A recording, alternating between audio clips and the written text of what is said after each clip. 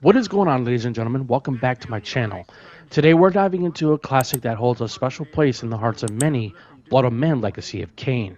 Released in 1996, this game not only shaped the action-adventure genre, but also introduced us to a richly woven narrative that has captured the imaginations of gamers for decades. So let's sink our teeth into it. First, let's talk about the story. Blood of Men follows Kain, a nobleman who is brutally murdered and resurrected as a vampire. What stands out to me is Kain's transformation and the moral complexities tied to his character. He isn't just a mindless monster, he grapples with themes of power, revenge, and fate. The writing is top notch, blending philosophical questions about mortality and existence. I love how the narrative unfolds as you progress through the game. The interplay between Kain and his adversaries lends a depth to the plot. Every encounter feels significant, culminating in a tale that's both tragic and captivating. Ironic that now I was the one suffering. Not anything as pedestrian as physical pain, rather the cruel jab of impotent anger. The hunger for revenge. I didn't care if I was in heaven or hell.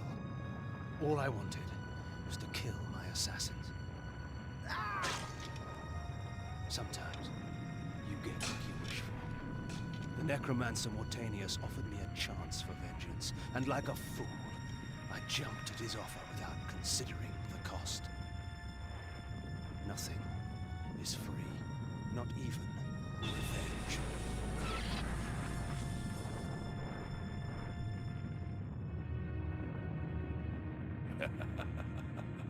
You will have the blood you hunger for.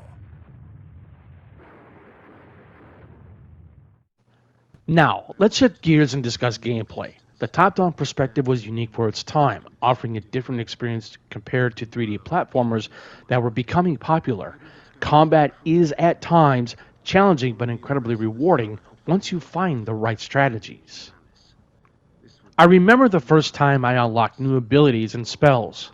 It felt like I was truly evolving as Kain, becoming stronger as I traversed through the dark environments. The RPG elements, including the ability to upgrade Kain and interact with his surroundings, really drew me in and made the game more immersive. Nupraptor, with his blind act of vengeance, threatened to destroy all of Nosgoth. Each circle member was bonded to the pillar he served.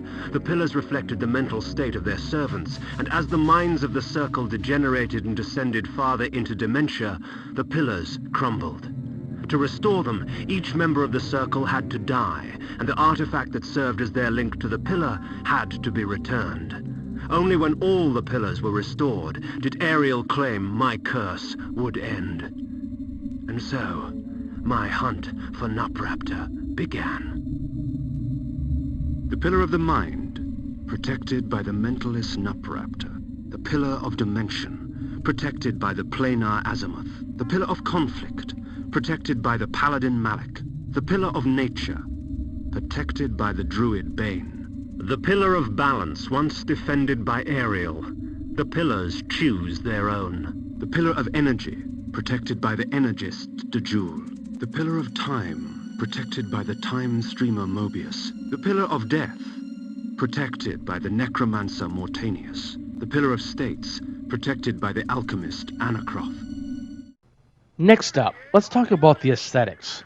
The art direction and character designs are gothic and haunting, perfectly encapsulating the tone of the story. Each area feels distinct and alive, filled with lore just waiting to be explored. The soundtrack is another standout. Composed by Kurt Harlan, the music enhances the overall experience, immersing you deeper into the game's dark world. Every note seems to echo the feelings of despair and longing that Kain faces.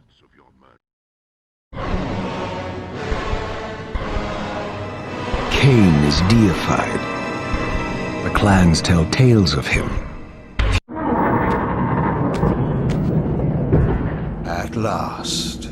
I must say I'm disappointed in your progress. I imagined you'd be here. Blood of Men Legacy of Kain paved the way for a franchise that would extend into several sequels, with each exploring themes of destiny, sacrifice, and the eternal struggle between good and evil. The lore created in this game is rich, leading to compelling narratives in later installments, like Soul Reaver. It's fascinating to see how this game has influenced modern titles. You can find echoes of its narrative complexity and character development in many contemporary action-adventure games. Its legacy lives on. So, what are my thoughts? Beyond its dated graphics, which add a certain charm, Blood Omen Legacy of Kain remains a profound and engaging experience. If you're a fan of intricate stories, dark atmospheres, and layered characters, I highly recommend revisiting this classic. I'm curious to know your thoughts. Did you play Blood Omen? What are your favorite moments? Let me know in the comments below. Don't forget to like, subscribe, and hit that notification bell for more gaming content. Thanks for watching, and until next time, keep playing and stay spooky. There is nothing left of me to fear, vampire. I'm only a shadow of my former self, Ari, the balance of the Circle of Nine. Even so, I can provide the answers you seek. I seek only a cure. There is no cure for death, only release. You must destroy the sorcery that is now poisoning Nosgoth. Only then will you realize peace. The 9 of the Protectors of Hope were sworn to use their powers to preserve our world. Now these pillars have been corrupted by a traitor. My murder at the hands of this beast drove my love Napraptor mad. Now he spreads misery and pain among the Circle, crumbling the very foundation of Nosgoth. You must restore balance. You must right the pillars of Nosgoth. I care not for the fate of this world. Then for yourself, Kain. Beware the unspoken.